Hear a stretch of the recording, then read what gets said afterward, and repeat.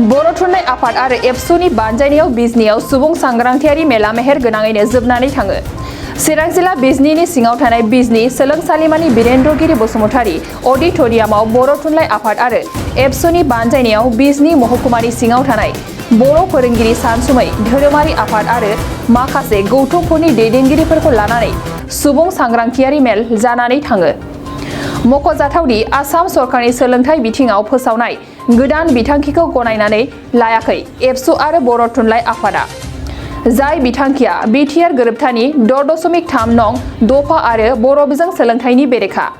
बेनिखायनो बे आयदाफोरखौ लानानै बर' थुनलाइ आफाद आरो दुलाराय बर' फरायसा आफादनि बानजायनायाव माखासे सान सिगांनिफ्रायनो बर'फोरनि गेजेराव सुबुं सांग्रांथियारि मेल खुंनाया सोलिबोगासिनो दङ आरो दिनैबो चिरां जिल्लानि बिजनीयाव बे बादिनो खुंफुंनाय जादों। जों बयबो मिथिखागौ जे आसाम सरकारा 17 जुलाइ आरो 20 आरो 22 जुलाइ खालि जिथुनाखि थांखि आजावदों आरो 28 जुलाइ खालि केबिनेट जिथु थांखि बे केबिनेट थांखि बायदियै माने बिथांमोनहा सोलोंथाइ बिफाननि मन्थ्रिया होनदों जे देग्लायनि आगस्ट दाननिफ्राय खुनु फरायसालि माने प्रभिन्सियेलाइज सरकारि जानाय नंला, बन्द' खालामनाय जाबाय। बे बिथिङाव जोङो गोथौयै सावरायदों आरो लोगोसे बिथांमोना मोनसे सिद्धान्त लादों, मोनसे थांखि आजावदों जे फैगौ बोसोरनिफ्राय 2023 मायथाइनिफ्राय बिथांमोनहा थाखो 3निफ्राय थाखो 12सिम माने क्लास 3निफ्राय माने 12सिम बिथांमोनहा सानखान्थि आरो बिगियानखौ इंलिस कम्पालसारि खालामनो नागिरबाय आरो इंलिस खालामनो थांनायाव दिनै माने भारतबर्षनि जिथुनाखि हारिमायारि सोलोंथाइ खान्थि बिनि हेंथा जों सानदों आरो बेवहाय गाइडलाइनाव स्पष्ट दङ जे बिमा रावजोंनो सोलोंथाइ लागोन LP लेभेलाव। ओमफ्राय उन्दै उन्दै गथ'फोरनो माने गुनगत शिक्षा होनो थाखाय बिमा रावजोंनो माने जागोन, खिन्थु क्लास 3निफ्राय जेब्लानोखि बिथांमोनहा इंलिसखौ जाबसिननानै होगोन होमबाना लेंगुवेज बार्डेन जाबाय, लोगोसे गथ' गथायखौ एसे माने बिथांमोनखौ मोनसे प्रेसार होनाय जायो।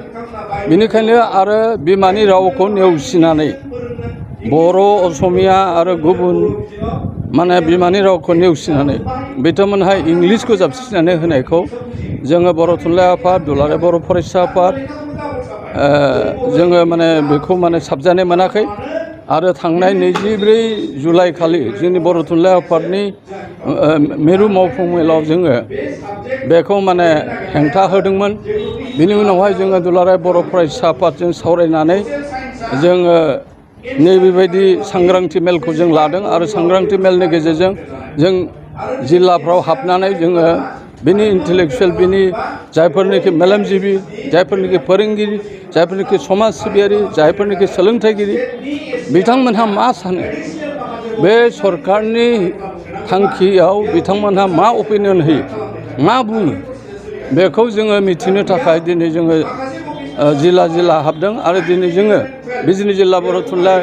आफादनि सिङाव जोङो बे बिजनी कलेजनि बे जोङो बेहाय अडिटोरियामाव जोङो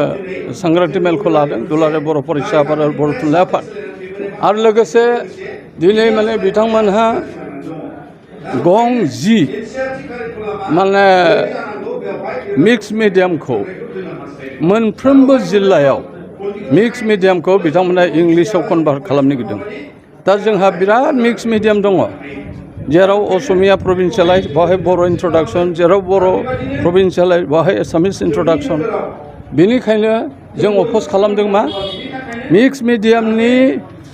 बे माबाया जुदि इंलिस मिडियामाव कनभार्ट जायोबा बै फोरोंगिरिफ्रा गोदान फोरोंगिरि बाय थिसना, बे फोरोंगिरि थाखानायानो बिथांमोनखौ ट्रेनिं होनानै बेयावनो इंराजि फोरोंनायनि राहाखौ लागोन होनदों। नाथाय जोङो माने गुन गोनां सोलोंथाइखौ बोरै होनो हागोन, जों बेखौ मोनसे प्रश्न। आरो लोगोसे बिधायक आदर्श बिद्यालय होनदों, बिथांमोनहा बिधायक आदर्श बिद्यालयनि गेजेरजों मा खालामनो नागिरदों, सासे MLA गासै 126 MLA दं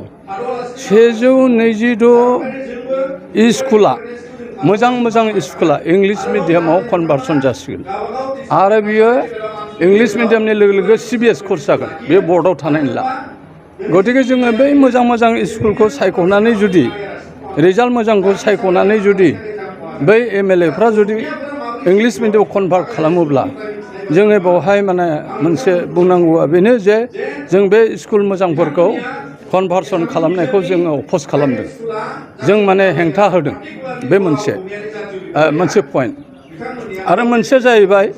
प्रभिन्सियेलाइजेसनावथ' थाबाय आरो मोनसेया जाहैबाय नन पारफर्मिं टिचार्स जायफोरनिखि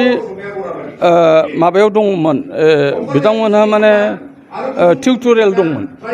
बिथांमोनहा टिउटरियेल दंमोन ड्रप टिचार टिउटरियेल हिसाबै मावनानै दंमोन खम बेथनाव आरो जि स्कुलानोखि रिजाल्टआ गाज्रि बे रिजाल्ट गाज्रि जानाय फरायसालिनि फोरोंगिरिफोरखौ बिथांमोनहा मोजां जुदि माबानो हायाब्ला बिथांमोनखौ साथाय खालामनाय जागोन बे खोथायाथ' जोङो मिथिनायाव गोबां माने फोरोंगिरिफ्रा बिराद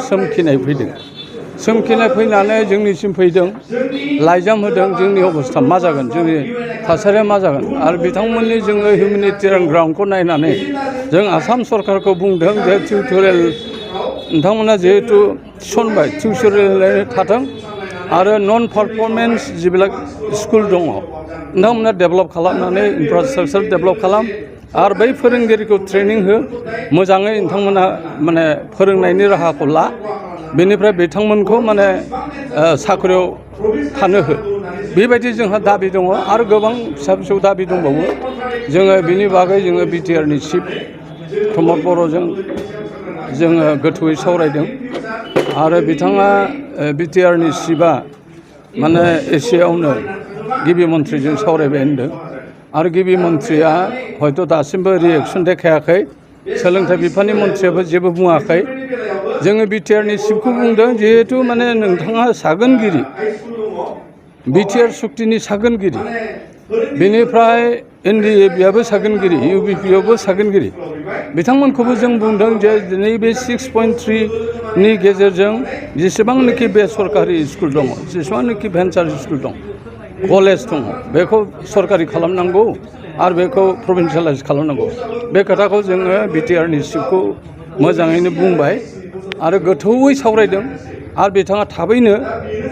जोंखौ लानानै गिबि मन्थ्रिजों सावरायगोन होननानै खोथा होदों आरो जों आसा लाखिदों बे बिटिआर सुक्तिनि 6.3आ जाहाथे हेम्पार गोलैया बेनि थाखायनो जोङो बर' थुनलाइ आफाद आरो दुलाराय बर' फरायसा आफादा जोङो बे सांग्रांथि मेलखौ लाबोदों आरो रायजो राजानि गेजेराव जोङो बे खोथाखौ खोन्थानो थाखायनो बे माबाखौ आफादखौ लिंनाय जादों नोंथांनाव हान्थु सिं गोदोना आखाइनि आसि सिंस्रि दाफोना सानाय आफादावनि सानाय आथिं मिजुनाय सानाय खर' जरा सानाय आथिं फारनैबो बोलो मोनै जानजि सानानै आथिङाव साहैनाय जायखिजाया गोजामनिफ्राय गोजाम सानाय जादोंब्ला नोंथांमोना जिंगासिनो नांला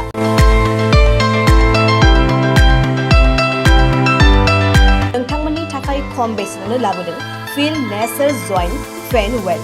बे थाव मालिसखौ फुनोब्लानो नोंथांनि गासै सानाय जेंनाया खारगोन अब्ला मानोथो गोबाव खालामखो अर्डार आरो गोबां मोनथिनो थाखाय नैबे जानबुं नङाव फन खालाम 9974030738